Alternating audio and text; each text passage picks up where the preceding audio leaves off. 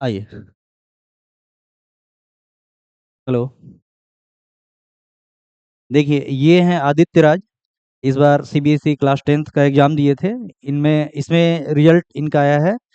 Percent total है 90.4%, जिसमें science में इनका स्कोर आया है 98 और मैथ्स में आया है 91, सोशल साइंस में आया है 93।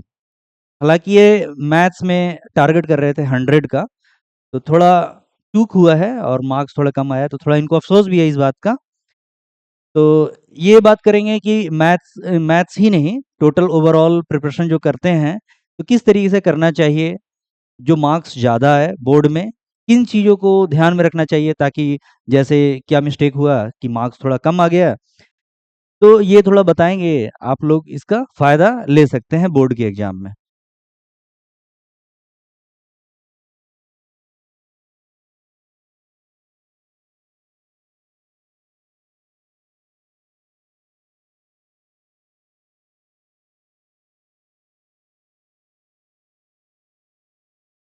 नहीं, पहले तो यही बोलना चाहूँगा कि मतलब इतना कुछ टफ एग्ज़ाम नहीं है। हाँ, लाइफ का पहला बोर्ड है, कहीं दूसरे सेंटर पे देने जाते हैं एग्ज़ाम, तो लगता है थोड़ा कि कहीं और दूसरे जगह देने जा रहे हैं, तो कुछ हार्ड होगा, कुछ तरीके से लगता है। पर ऐसा नहीं होता है कि कुछ उतना बहुत टफ हो जाता है। खुद पे डिपेंड करता है कि कॉन्फिडेंस लेवल और किस तरीके का प्रिपरेशन है। इसमें बस कंसिस्टेंट रहना होगा और अच्छे तरीके से प्रिपरेशन करना होगा।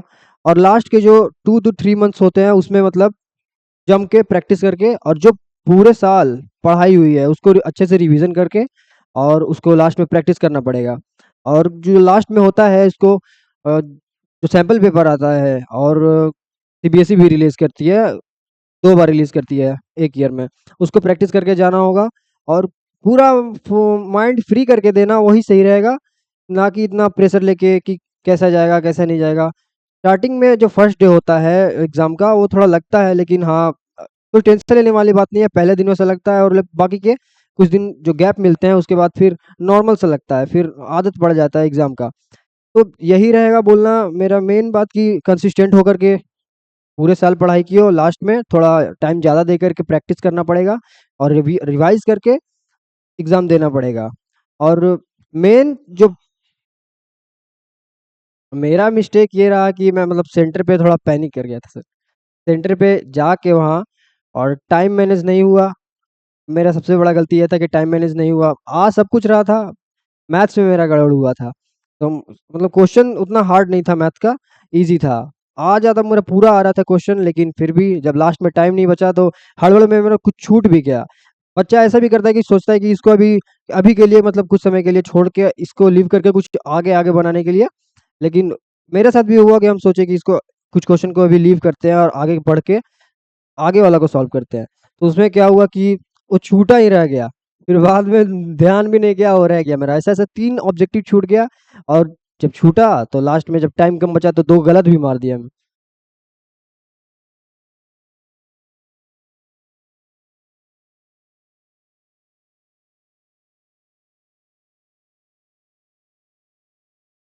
हाँ सर, यहाँ आने के बाद तो मतलब सीखे इस तरीके से कि किसी चीज़ को मतलब बहुत मेथड से सॉल्व करने के लिए अलग तरीके से, और किसी जो भी मतलब क्वेश्चन होता है उसको अलग थॉट प्रोसेस से, किसी जो देखने का नज़रिया होता है क्वेश्चन का वो अलग तरीके से कैसे देख सकते हो उसको।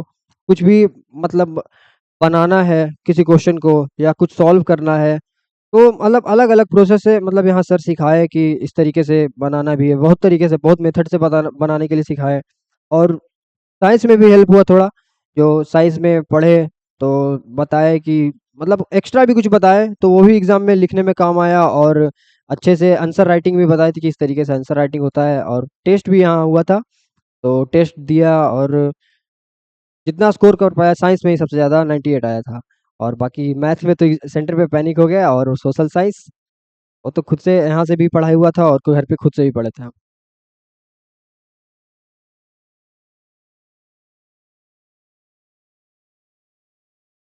ऐसा हो जाता है, एग्जाम पे पैनिक हो जाते हैं। तो है ना, पहले से प्रैक्टिस करना होता है कि एग्जाम पे पैनिक। चलिए, इनके लेसन से आप लोगों ने भी सीखा होगा, इन एक से आप लोगों ने, आप लोग भी मेहनत कीजिए। लाइए, है ना?